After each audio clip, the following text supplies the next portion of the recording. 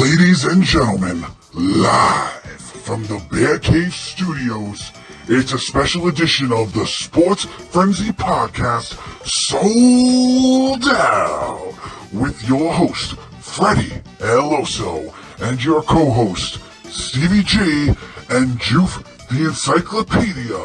And now, the Sold Out Podcast. Welcome, ladies and gentlemen. We are once again live down here in the Bear Cave Studios for another episode of the Sports Frenzy Podcast, Sold Out. With me, your host, Freddie Eloso, with my co-host, Stevie G. What's up, guys? Let's go. And with my other co-host, Anthony, the Encyclopedia. And gentlemen, we have a special episode today, don't we? Yes, Yeah, we do. I am crazy excited for this one because we've all watched wrestling since we were kids, and we have a special guest that was one of the first wrestlers that I got to personally meet and go to an autograph show with my brother, and we're going to bring him in now. WWE Hall of Famer, Tito Santana. Tito, how are you doing today? I'm doing very good. Thank you for doing this for me and let me speak with my fans. Absolutely, man. We are truly honored to have you. You are the very first Hall of Famer that we have on the show. So we want to welcome you to the show, welcome you to the Frenzy universe. Encyclopedia, bring us in. So, Tito Santana, this is really exciting. As Stevie G and I, actually, you're one of the first wrestlers we met. You actually came to our hometown, did an autograph signing with legendary boxer Chuck Wepner, who was there's inspiration for the Rocky movie. So this is really a treat for us. I think it's been over 20 years since we actually got to meet you in person. But how's everything going today? Everything is going good. You know, luckily the weather's good. A little snow on the ground, but I'm happy to be doing this. And I got a bunch of phone calls to make because that's what I promised the fans who pre-ordered my book. And I started this morning, but all the books are on the way now. Awesome. I can't wait. I'm going to be ordering one myself. And the book for you guys out there is Don't Call Me Chico by Tito Santana himself. Yes, it is. So tell us a little bit about this. How did this book come together? Is this something that you had planned for? Did someone reach out to you to get this started? Tell us a little bit about how this all came together for you. Well, I had done a book earlier in the ring with Tito Santana, and the company that did it went bankrupt, so it never went anywhere. They only put out a few, and they BS'd me through the whole thing, and I was pretty disappointed, so I was done with writing the book. And then Kenny Casanova, who has a very good reputation, was on me. He wanted to do my book, and I said, okay, let's do it. So we've been working for, close to 2 years, I would say. And we finally got it done. And he's the one that came up with the title because he knew, about Jesse the Body was the one that used to call me Chico. And whenever I used to go to arenas at the beginning, fans would call me Chico, and it kind of bothered me. But then I realized it was Jesse the Body who was creating that. And in the meantime, it was really actually helping me get over. That's awesome. Now, what can some of the fans expect from the book? Well, they can expect to learn everything about my life, where I came from, my beginnings. I came from migrant workers, and I talk about my early upbringing and my breaks in life and how education became important to me, and how it was my 8th grade gym teacher who got me started in sports. And then my sports career from there on, and how I got a football scholarship, was able to go to college, play professional football, and then get into wrestling and talk about, professional wrestling was a hard life. It was very rewarding for me, but it was a hard life. We were on the road for 350 days a year, and I missed a lot of, important dates, with my wife and my kids, and it was a big sacrifice. And I also talk about, places that I went to, ribs that occurred, and pretty much anything that went on in the wrestling world. And talked about individual wrestlers and how they affected my life and the experiences I had with different guys in my life, and try to cover everything that I experienced throughout my wrestling career, and I even talk about what I'm doing now in my life. Now, you started off in college playing football, went tried to go pro with the Kansas City Chiefs, ended up playing in the Canadian Football League. Was wrestling something that you were always interested in, or was it a fallback option to the football career? No, as a matter of fact, I was not a wrestling fan. I don't know if a lot of the fans know this, but I played football at West Texas State. A lot of professional wrestlers went to West Texas State. Terry Funk, Dory Funk, Blackjack Mulligan, Dusty Rhodes,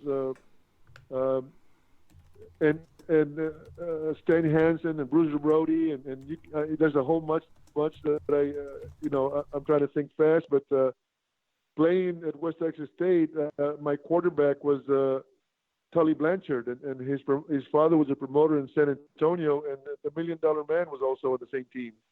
The $1 Million Man was an offensive lineman, and of course Tully Blanchard was a quarterback. So I had no idea what I didn't know anything about wrestling, and Tully started talking to me my junior year that his father had mentioned to him that I could have a good career because I was pretty tall for being a Mexican, and he says you should consider wrestling. And at the time, I said I'm really not interested. Well, when I went to Kansas City and then realized how tough making it in the NFL was,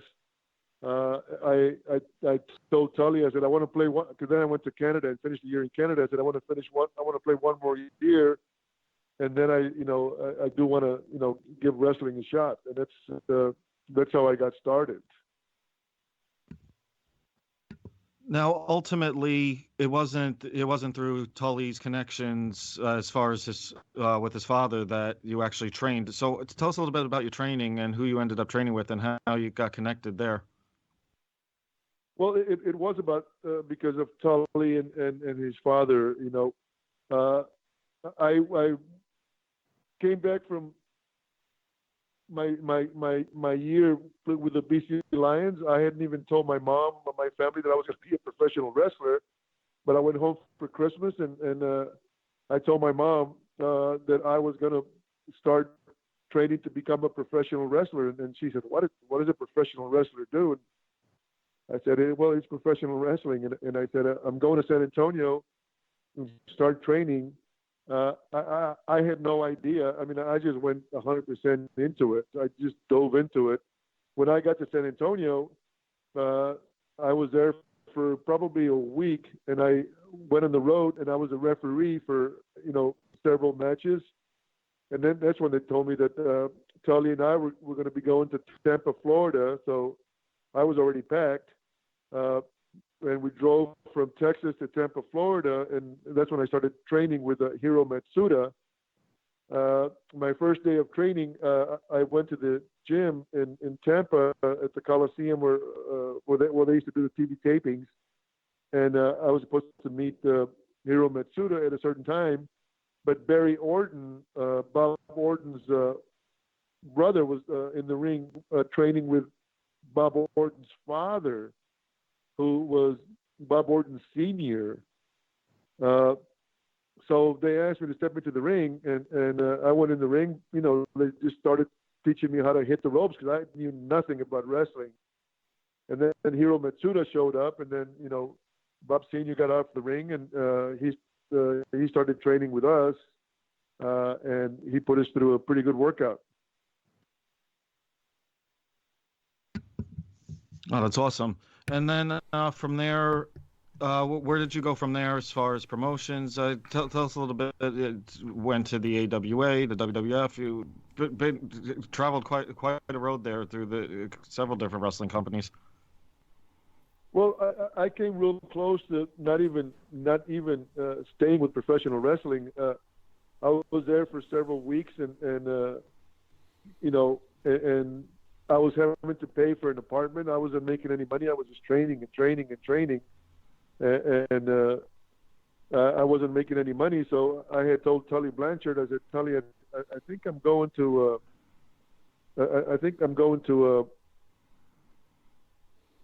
leave this and go start training for football and go back and play one more year, and then I'll do it again. My intention was only to do it in the off season. You know, I had no idea what I was getting into. And he said, Terry Funk was the world champion. He says, don't do anything. Wait till Terry Funk comes in. He was a world champion. He came to defend the title in Tampa, and he called me into the Heels locker room. And he says, how you doing, my boy? It's the way Terry Funk used to talk. And I said, I love it so far. I said, you know, the only problem is, you know, I'm not making any money, and I don't want to spend all the money that I saved while I was wrestling. I said, I think I'm going to just go back and start training for football and then give it another shot, you know, after football season. And he says, don't do anything. Let me talk to Eddie Graham. Eddie Graham was a promoter in Florida. So things got rolling after that because they called me up in the morning to go talk to Eddie Graham. And he took me out for breakfast, and he, you know, had a good talk with me. And he says, you know, told me wrestling doesn't know you anything. What you're going to get out of it, what you put into it. And he says, I'm going to start booking you. Well, I ended up getting booked like about 4 matches in Florida. And then Jim Barnett was also a part owner of Florida, and he also owned Georgia Championship Wrestling. And Tom Renasco was the booker in Florida, and he took me aside after one of the matches, and he says, you're going to get the biggest break in your life. You know, I knew I wasn't ready for the biggest break in my life in wrestling. He says, you're going to Florida, they're going to make a big star out of you. And, you know, he gave me BS, which was, you know, BS was common in professional wrestling. A lot of the bookers and promoters would lie to you. And so before I know it, I'm on my way to Georgia Championship Wrestling. And I guess they were planning on giving me a push, but I only had 4 matches experience. So when I got there, they realized how green I was. And, you know, they just forgot about giving me the big push, but they did start letting me wrestle pretty much every night. And you know, that's how you learn and get experience. And I was there for about 9 months, and then they sent me to, as a matter of fact, when I got to Georgia, they changed my name to Richard Blood. And I was Richard Blood in Georgia, and then they sent me to Charlotte, North Carolina, and Ricky Steamboat was in Charlotte, and Richard Blood was Ricky Steamboat's real name, as a matter of fact. And Jim Barnett had gotten permission from him for me to use the name because he had been in Atlanta, Georgia, and Ole Anderson let him go, and he became the biggest star in Charlotte. When I got to Charlotte, I mean, Steamboat was over in Charlotte, as big as it gets. So then I went there, and you know, I started getting experience, and before you know it, Dick Murdoch and Blackjack Mulligan bought the territory from Terry Funk in Texas, and they told me, we're going to bring you into Amarillo, and we're going to make you a big Mexican star. So I was going to go back, and I went back, and I wrestled as Merced Solis. But again, you know, I was light. You know, they didn't have any plans for me there, and I was there for about 2 months. And Andre the Giant came by because Andre was a big name, and he would come to a territory and do battle royals in every town that they had, you know, back then. And I had become real good friends with Andre in Georgia, and I let him know how, you know, I was getting treated. They lied to me, and I wasn't happy. And I had no idea that Andre stole a tape from Amarillo of one of my matches and brought it back and showed it to Vince Sr. And before you know it, you know, I'm on my way to New York in 1979, October of 1979, as a matter of fact. And, you know, a lot of good things happened, but a lot of friends, you know, helped me. I guess I had a good attitude. I was sincere and a hard worker, and you know, I wasn't full of myself. I was always learning and you know, and asking for help. And I got a lot of help and a lot of breaks along the way. Yeah, so you had all these experiences, works with all these different promotions, and now you're heading towards WWF. How was it breaking into World Wrestling Federation? Like going to like back then, that was still the big league to be with, correct? Yes, I mean, I knew that I was going to be wrestling in Madison Square Garden, in front of Huge. 24,000 people. I knew I was wrestling in Philadelphia, the Civic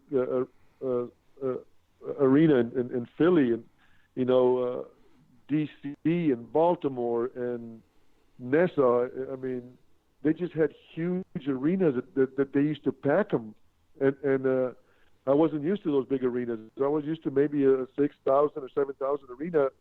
That's what the South, that my experience is, the biggest crowds they had. And now I'm coming to, wrestle in Madison Square Garden. So, that was a completely, new experience. And then the wrestling was also completely different. In the South, there were a bunch of wrestlers. When I got to New York, they were used to Bruno Sammartino, and they were used to big men, So I just learned that, in the South, it was wrestle. In the North, here in the East Coast, the fans wanted a little bit of wrestling, but they also wanted a big fight, and the men were huge, in comparison to the other places. And you speak about Madison Square Garden. You were the opening match, if I remember correctly, for WrestleMania 1.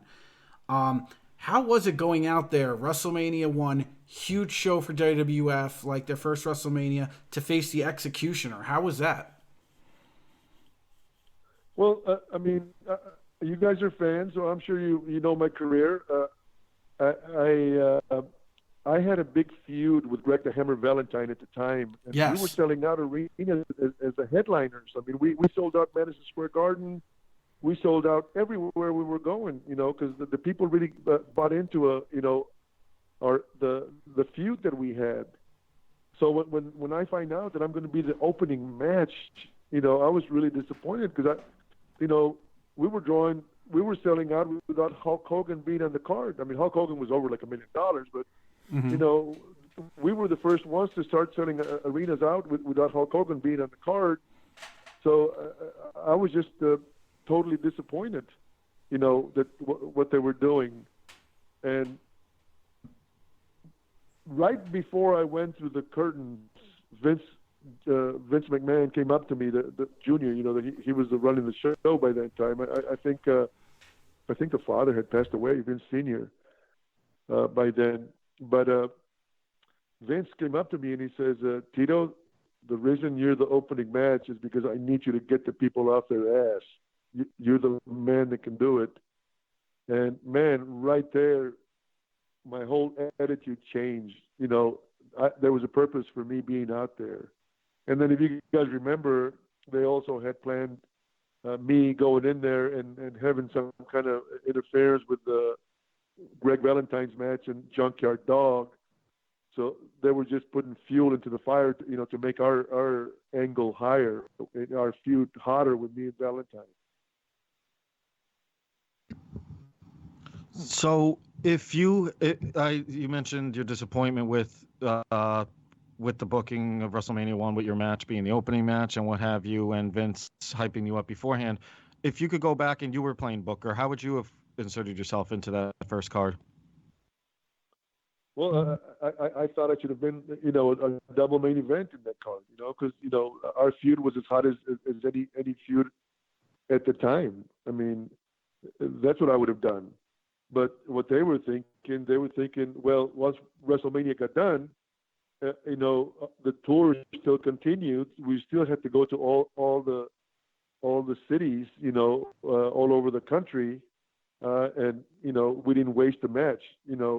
I think they were smart because if they had done it in WrestleMania, they would have wasted like a whole round of back then you used to go have a match, and then you come back in a lumberjack match, then you come back in a no disqualification, and on and on. I mean, me and Valentine, ended up wrestling against each other for about a year and a half. From the time that he started chasing me for the belt until the time that I regained it again when I beat him in Baltimore in the cage match. I mean, we just had all kinds of gimmick matches, returns, and we just kept selling out. I hate to compare myself with Hawk because Hawk is, as far as I'm concerned, is the greatest thing that happened to wrestling. But our return matches kept selling out. Hawk would wrestle a guy, sell out, and then they would come back, and all the time the attendance would drop quite a bit because they knew that he was so strong that the guy that he was going up against wasn't going to beat him. So his attendance would always drop. Then they give him another heel, and again, they thought this guy might be the one to beat him, and Hawk would beat him, and they had return matches, and they would drop again.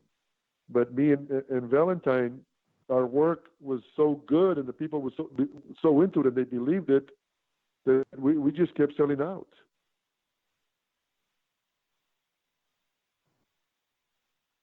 So, and I remember that storyline, and I enjoyed the storylines more then because it felt like, you would build up to the bigger matches, the no DQ, ultimately the steel cage match like you guys had.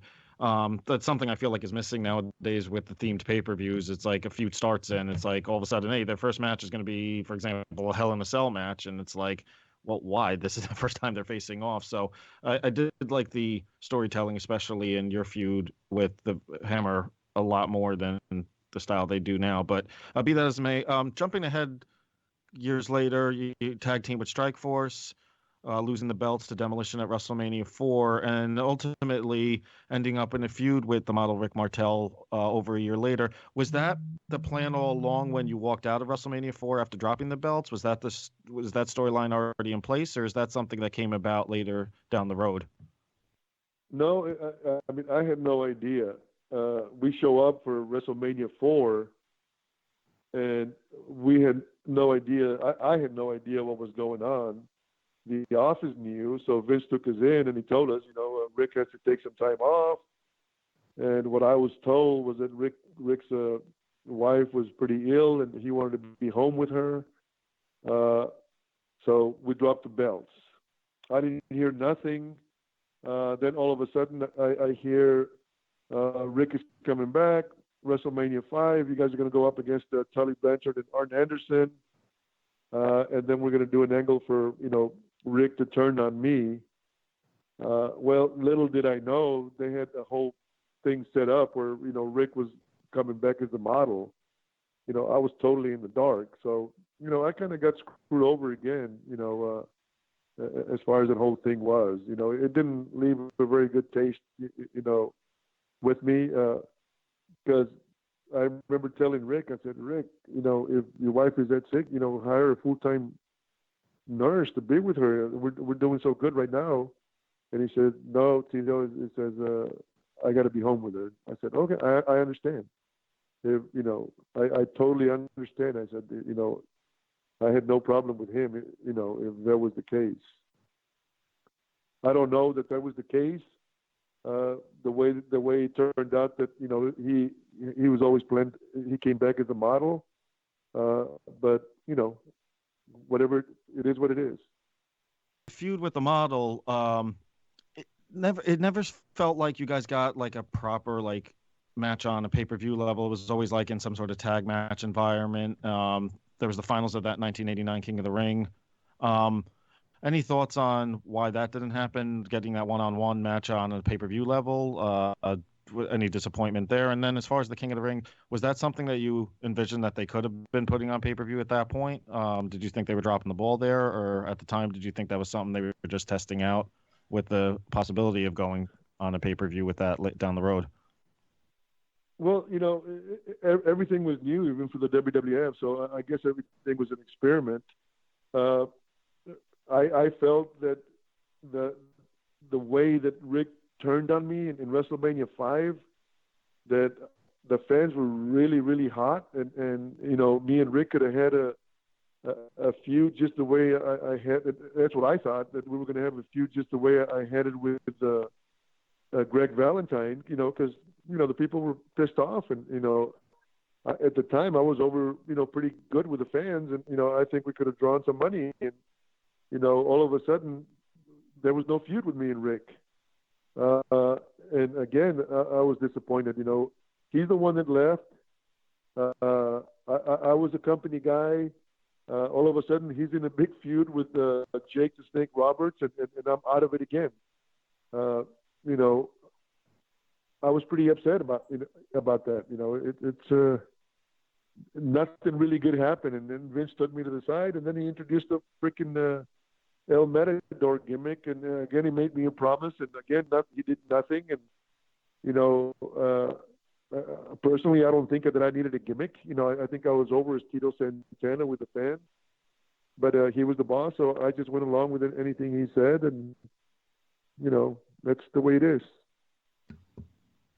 That was actually my next question, was how that gimmick came about. So thank you for sharing that with us. So ultimately, did you decide to leave on your own, or was that a decision they just decided to not renew you? How did that come about? And did you feel vindicated, at least in the respect of getting that Hall of Fame induction in 2004? Yeah, no, I don't think I ever had any problems personally with Vince McMahon. I don't think I had any heat.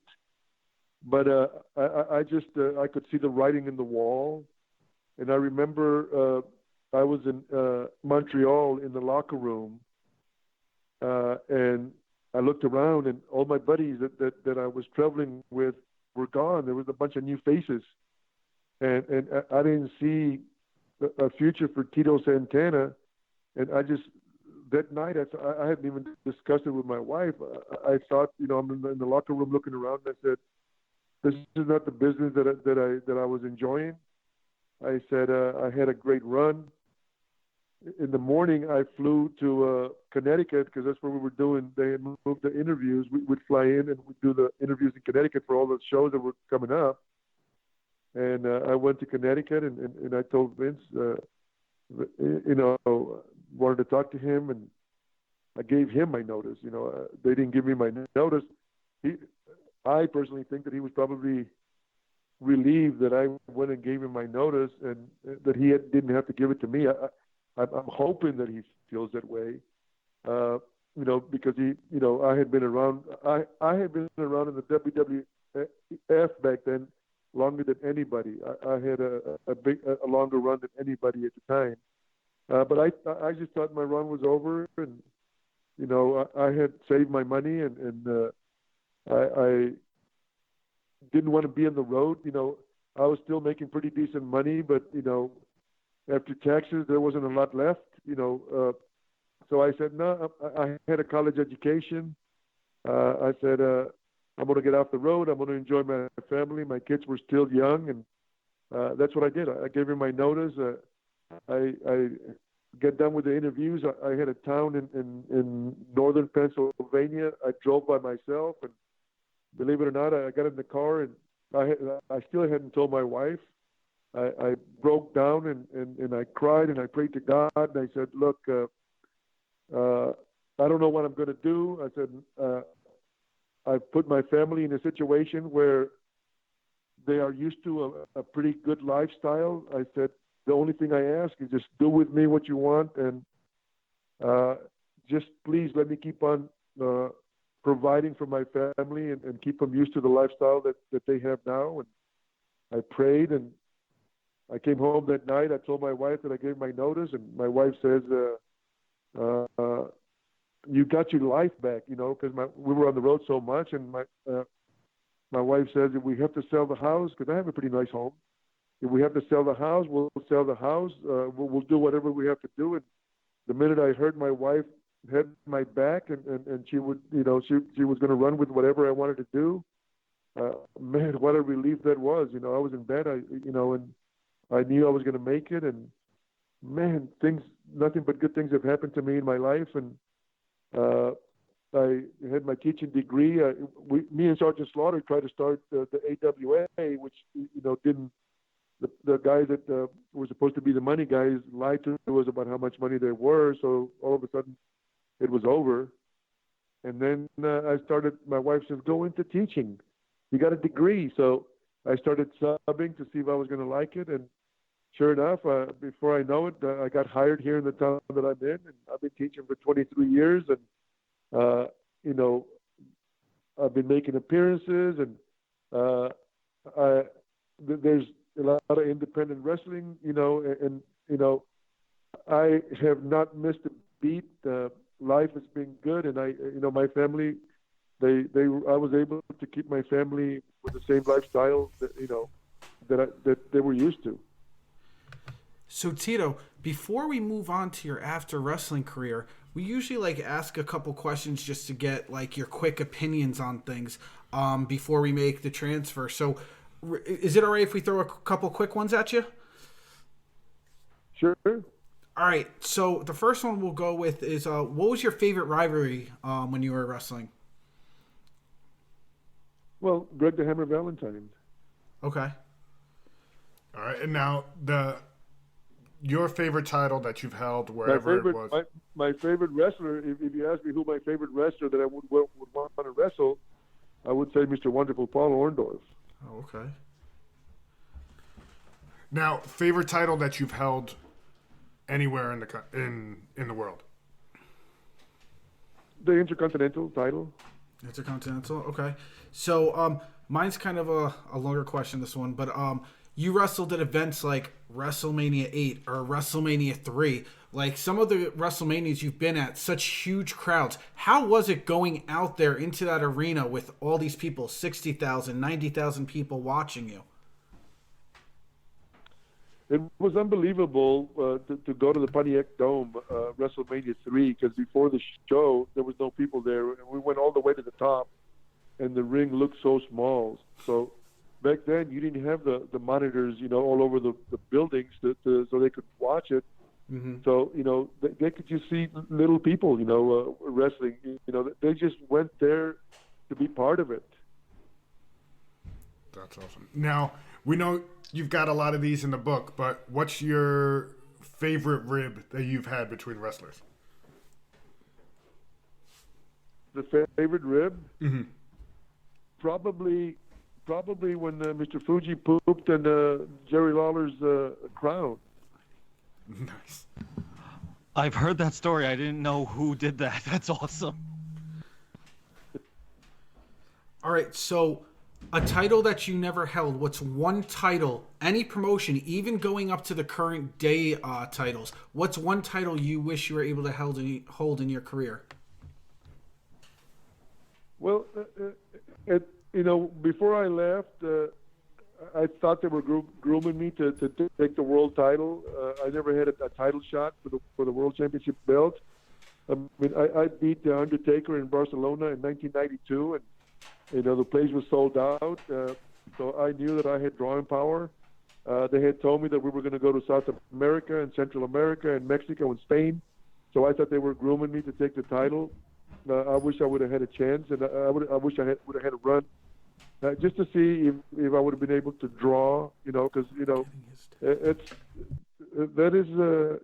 one point the Intercontinental title was as important as the world title when the Ultimate Warrior was held the Intercontinental title. I mean, he was drawing as much or more than Hulk Hogan, because Hogan was a world champion. Now, last one on the quick questions. What guy from your era that's not in the Hall of Fame would you put in? Well, Rick Martel, deserves to be. I don't know why he's not in the Hall of Fame. I mean, the accomplishments that he had in the wrestling world. I just have to say, I would think that there's something wrong, in the relationship, because he deserves to be in there. Okay, and then just a couple everyday questions that people may not know about you that we try to throw our guests. For example, what's your favorite all-time movie or movies? More than one movie, if there's more than one that rates highly for you.